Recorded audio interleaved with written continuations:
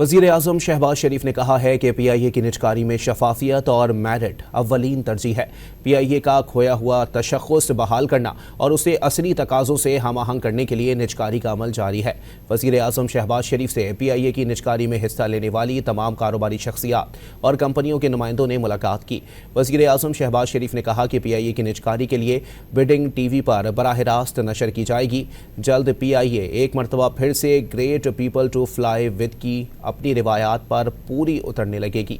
PIA की दुनिया भर में परवाज़ों की बहाली से समंदर पार मुकीम पाकिस्तानियों के लिए सहूलत होगी। PIA को असली तकाज़ों से हम आहंग करना सियाहती शोबे की तरक्की के लिए ज़रूरी है। वज़ीर आज़म ने उम्मीद ज़ाहिर की कि जो भी बिडिंग के बाद PIA की अहम जिम्मेदारी संभालेगा वो उसके तशख़्ख़ुस की बहाली और तरक्की पर भरपूर तवानाइयाँ मरकूज़ करेगा। PIA की बिडिंग 23 दिसंबर को होगी।